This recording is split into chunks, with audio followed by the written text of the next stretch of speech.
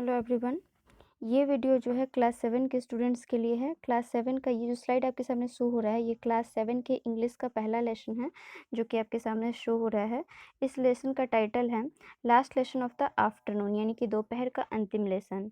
इस चैप्टर में जो है टीचर ने आपको बच्चों की फीलिंग को बताया है जो उनको लास्ट पीरियड में फील होता है, ज़बरदस्ती का पीरियड थोपने जैसा।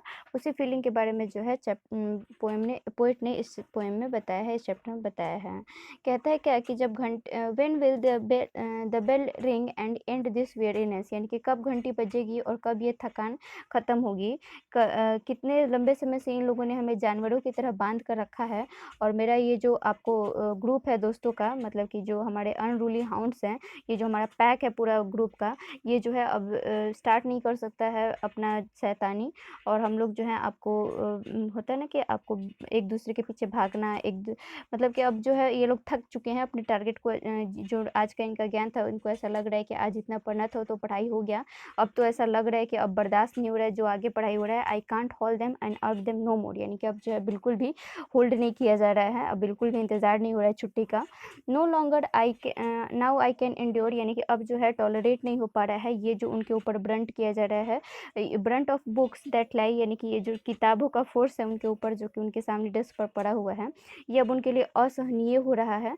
इनको ऐसा लग रहा है जैसे कि आपको 60 ब्लॉटेड पेजेस का, यानी कि प्रिंटेड पेजेस का जो है उनके ऊपर इंसर्ट थोप दिया गया है। और वे लोग जो हैं आपको इससे बाहर भी निकल पा रहे हैं। ऐसा लग रहा है कि जैसे उसे निकलने के लिए जो है ये लोग तड़प रहे हैं। मैं जो है I am sick and what on earth is good earth is the good of it all, यानी कि मैं जो हूँ बीमार सा महसूस कर रहा हूँ और मुझे नहीं समझ में आ रहा है कि आखिर ये पढ़ के मैं दुनिया का क्या ही भला कर दूंगा। व्हाट गुड, यानी कि इसमें खुद का मेरा भी भला मुझे कोई नज़र नहीं आ रहा है, ना ही मेरे दोस्तों का कुछ भला नज़र आ रहा है। So I shall take my last dear fuel of life, यानी कि मैं जो हूँ अपने जीवन में बची खुशी जितना भी ईंधन है, ईंधन बोले तो एनर्जी, उसको लेकर मैं अब बस अपनी आत्मा को एक उड़ान देना चाहता हूँ। And kindle my will to a flame that shall consume their dross, यानी कि मैं जो हूँ अपने अंदर इतना भावना को प्रज्वलित करना चाहता हूँ। कहने का मतलब कि इतनी शक्ति को पुनर्जीवित करना चाहता हूँ कि इन सारे ये जो टॉर्चर हो रहा है उनके ऊपर, ऐसा लग रहा है कि उनके ऊपर पनिशमेंट हो रहा है, तो इसको जो है वे लोग सह सकें। और अंदर से आवाज़ आ रही है कि नहीं भाई अब मैं नहीं सहूँगा। I will not waste my soul, यानी कि मैं जो हूँ अपनी आत्मा को, अपनी शक्ति को, अपने स्ट्रेंथ को इस तरीके से बर्बाद नहीं करूँगा। What do I care for all that they do amiss, what is the point of teaching of mine and all this learning of theirs। बोलता है क्या कि मुझे तो परवाह भी नहीं है कि अभी क्लास में क्या पढ़ाई हो रहा है, मेरा ध्यान ही यहाँ पर नहीं है। और इस तरीके से मुझे पढ़ाने का मतलब भी क्या बनता है, और किसी को भी इस तरीके से पढ़ाने का क्या मतलब बनता है, ऐसे सिखाने का क्या मतलब बनता है। इट ऑल गोज़ डाउन, यानी कि ये जो है ऐसा लगता है जैसे कि सर के ऊपर से जा रहा है, या फिर जो है जो पढ़ाया जा रहा है वो सामने नज़र ही नहीं आ रहा है। अब जब आप लोग इस पेज को पलटिएगा तो आपके सामने जो है ये वाला पेज खुलेगा बुक में। और इसमें भी जो है आपके 2 पैरास बचे हुए हैं अभी चैप्टर के, जिसमें जो है दिया हुआ है what does it matter for me if they can write a description, यानी कि मेरे लिए तो कुछ फ़र्क ही नहीं पड़ता है कि अभी जो है ये लोग कुत्ता के बारे में भी लिख दे, कोई डिस्क्रिप्शन कुछ भी कर दे, मुझे तो मतलब पढ़ने में इंटरेस्ट नहीं है। What is the point to us is all my aunt, अभी तो फ़िलहाल मुझे कुछ भी सूझ नहीं रहा है। मेरे लिए तो बस अभी मुझे याद आ रही है अपनी आंट की। एंड मतलब बच्चे का ध्यान जो है यहाँ पर नहीं है, अपने घर पे है। And yet I am suppose to care with all my might, यानी कि मैं जो हूँ तब भी आपको कोशिश कर रहा हूँ, मतलब कि जैसे कि आप लोग करते हैं कि लास्ट पीरियड जब होता है तो पढ़ाई में ध्यान नहीं रहता है, लेकिन फिर भी कोशिश पूरा करते हैं कि दिखा सके कि भाई हम ध्यान दे रहे हैं पढ़ने में।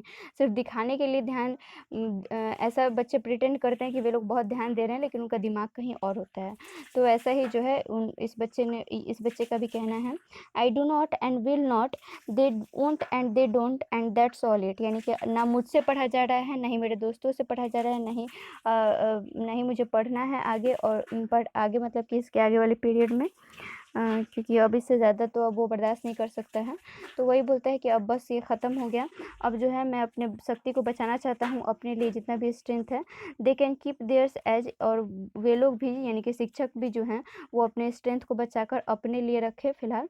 Y should we beat our heads, यानी कि हम लोग जो हैं आखिर एक दीवार पर अपना सर क्यों पीट रहे हैं। कहने का मतलब ये हुआ कि बच्चा पढ़ना नहीं चाहता है तो उसको ज़बरदस्ती टीचर पढ़ा रहे, इसका मतलब कि वो अपने सर पे दोनों जो है है अपना सर जो है वो अपना दीवार पे पीट रहे हैं। मैं जो हूँ यहाँ पे बैठता हूँ और घंटी लगने का इंतज़ार करता हूँ, मतलब कि पीरियड के ख़त्म होने का इंतज़ार करता हूँ, यही इस बच्चे का कहना है। यहाँ पर जो है इस चैप्टर के राइटर यानी कि इस पोएम के राइटर है डी.एच. लॉरेंस, और डी.एच. लॉरेंस के बारे में जो है यहाँ पर आपको छोटा-सा एक पैरा दिया हुआ है। ये जो है आपके इंग्लिश के नॉवेलिस्ट हैं, पोएट हैं, और इन्होंने कई सारे एसे और कई सारे आपके लिटरेरी क्रिटिक और कई सारे जो है इन्होंने नाटक भी लिखे हुए हैं, कई सारे इन्होंने साहित्य पद भी लिखे हुए हैं। ये जो हैं आपको 20वीं शताब्दी के काफ़ी ज़्यादा वर्सेटाइल राइटर रह चुके हैं। इनके बारे में अगर आप पढ़ना चाहें तो इस वीडियो को पॉज़ करके ईज़िली पढ़ सकते हो। मैं यहाँ पे आप लोग को टाइम दे देती हूँ। ये जो है आप लोग का चैप्टर यहाँ पे ख़त्म हो गया। अब आप लोग को करना क्या है कि जिनके पास किताब है उनके लिए तो अच्छा है कि वो लोग जो है किताब से इस पोएम को याद कर लेंगे। लेकिन जिनके पास बुक नहीं है, वे लोग क्या करें कि इस वीडियो को पॉज़ कर लें और वीडियो को पॉज़ करके जो है आप इस पोएम को पूरा उतार लीजिए अपने कॉपी में, और कॉपी में उतार करके इस पोएम का कम से कम आप लोग 10 लाइन याद कीजिए आज। तो इसका आप 10 लाइन जो है आज याद कर लीजिएगा बेटा, और आगे का अगले दिन याद कीजिएगा। वीडियो को पॉज़ करके उतार लीजिए जिनके पास बुक नहीं है, और जिनके पास बुक है वो लोग जो है आपको बिना उतारे ही याद करेंगे आज, ठीक है? चलिए अब बात रही इसके वर्ड मीनिंग की एक्सरसाइज की, तो वो आपको पहले ही मैं बता चुकी हूँ कि आपके घर पे पहुँच जाएगा, तो वो जो है आप लोग करने की ज़रूरत नहीं है। बस मैं यहाँ पर थोड़ा-सा आपको समझा दे रही हूँ कि आपकी एक्सरसाइज में पूछा क्या है, ठीक है? तो एक्सरसाइज में जो है आपको टिक द करेक्ट ऑप्शन है, जिनके पास बुक है वो आपको टिक द करेक्ट ऑप्शन मार भी सकते हैं। जैसे कि यहाँ पर दिया है, and take the toll of their insults in the punishment.